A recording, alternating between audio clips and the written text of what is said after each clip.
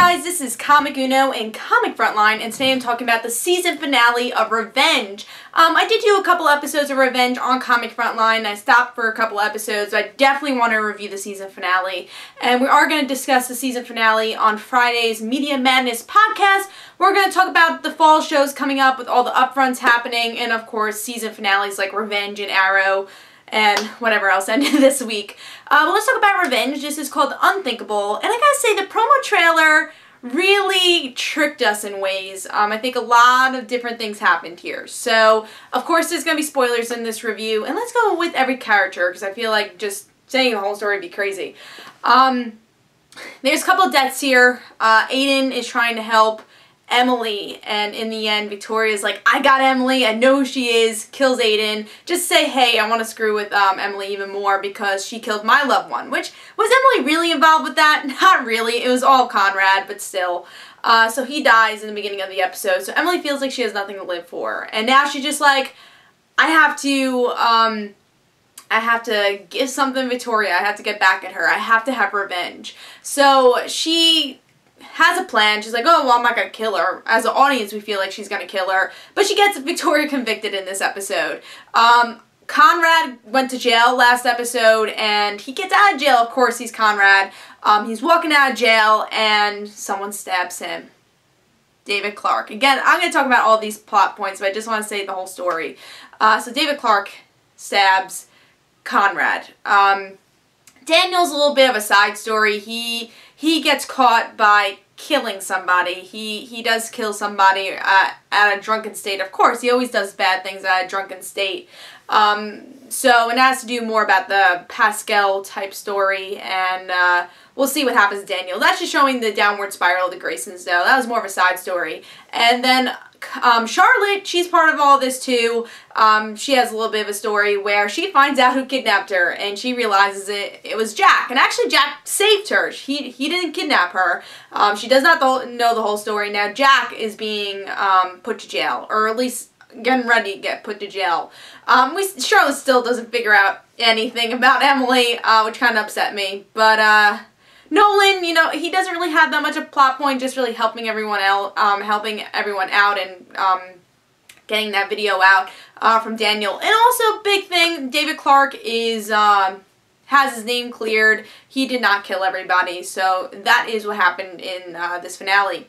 What do I think? I think a lot of things I kind of guessed. I guessed about the David Clark thing, which I'm still not certain about. We'll talk about it. And I guessed about the Aiden death. The other death, I did not guess. I did not see it coming. And the whole Victoria thing, I did not see coming. So let's go character by character. What did I think about everything? Let's go with the Daniel thing first, because I gotta say that's the one I least cared about. I really don't. That's just, again, the downward spiral of Graysons was more for the Daniel story. So I didn't really care about that, but yeah, it's whatever. I really don't care about Daniel anymore. I liked him in season 1, but now he's kind of a douchebag, and I just don't care about Daniel. Charlotte, I was very disappointed in. I used to say she had potential, but she's like kind of shit that sail a long time ago.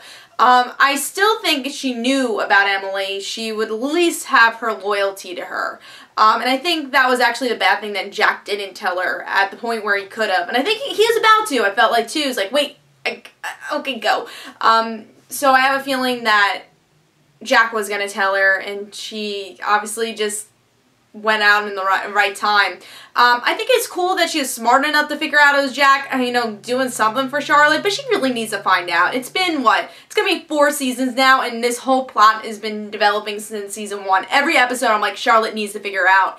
And I still say that, because her character is so bad without knowing. Again, you're just annoyed at her because, Jack's going to jail because of her, but I think in the season 4 premiere, if she does find out about Emily and she's like, oh god, I put Jack in jail, at least that will make her feel bad and maybe develop her character. I think she's the most two-dimensional character on this show, and it's disappointing because she does have some potential of being the sister of Amanda Clark, and that's what really gets to me in this show. But maybe she'll find out by season 4. I'm not even predicting anymore because there's times where she should have found out a long time ago, but now she's just kind of annoying. And in this episode, she was annoying, but she at least had some plot. Aiden, thank God. I'm so happy he died. I'm really, Not a fan of Aiden's, never was. I'm more of a Jack and Emily fan. So him dying, I think he's definitely the more predictable death, because what was he really doing on this show? They're on and off again. Yeah, of course he helped Emily, but he was one of those loose ties where he could have went off the show. He was the killable character of this episode. So I'm happy he's dead. Of course, that also just gives more trauma to Emily, and that's perfect. So I'm happy with Aiden death. The Conrad death, I was really shocked. I think obviously Conrad's a Grayson. He had the whole plot with the Graysons, but he got his just dues. He went to jail. And of course, in a Conrad way, he's like, I'm getting away with it. Oh no, I die. So let's get to the part where we talk about David Clark here. I don't know what to think about David Clark. I think they're trying to make this show a little complicated. In a good way, I guess, because it definitely has to do with values. You know, Emily's been doing all her life to redeem her father's name. But is her father really that good? Or is he just a revenge debtor guy who's like, hey, I'm going to kill the person that I need revenge from? So is he that bad of a guy? Did we just see him in the wrong perspective? And then having David alive, like, that's obviously going to be the whole entire season 4. Is how the hell is David Clark alive?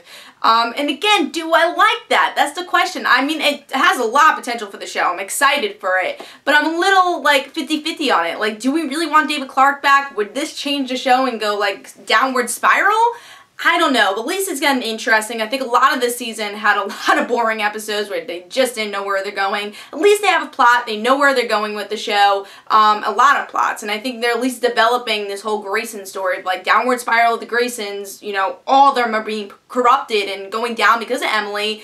But maybe once Emily finally puts them down, she'll realize, oh no, my father actually is a bad guy. And I actually predicted in this episode they were going to announce that Emily was Amanda Clark. I mean, that would have been a big thing because the show's like, oh no, you can't say she's Amanda Clark until the end. But honestly, I thought she was going to say, at least Victoria revealed that she was Amanda Clark. And I think before the ending, we're going to see her being revealed as Amanda Clark. I think the show still could be called Revenge, even though people know she's Amanda. And I think the show will get really interesting. But we have the whole David Clark plot going on, so we could deal with that first. But then there's no revenge if David Clark is alive. So I'm very confused by it, unless he's like an identical twin, which I would hate if it was like an identical twin. I would totally hate that. So I'm really confused what they're going to do with this next season. And then the Victoria thing I thought was really, really smart. It was a good cliffhanger. Did leave me on the edge of my seat saying I can't wait until next season. I think that was the problem with this cliffhanger. Last season we had the whole Jack cliffhanger, and I think that made me more of like, oh my god, where is next episode? This one's just like, okay, cool. You know, Victoria's in a madhouse, I get it. So there's no time where I'm like, oh, I can't breathe. Oh my god, edge of my seat. There's no time of that in this episode, and that did leave me disappointed. But I really like the spin of Victoria knowing and people thinking that she's crazy. But when she gets out of the madhouse, what's going to happen? I think Victoria will obviously tell Charlotte, and that'll be fun. But yeah, I like that the show is kind of changing directions, but I hope they're able to do it and make it still revenge. And still keep the premise of the show, which I think is going to be really hard. But yeah, overall, I thought it was a solid episode, but it wasn't the best season finale of the show, and it did leave me a little unsatisfied.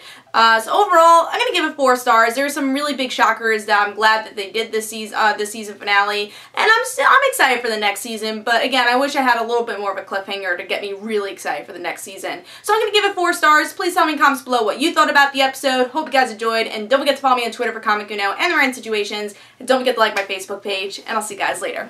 Bye.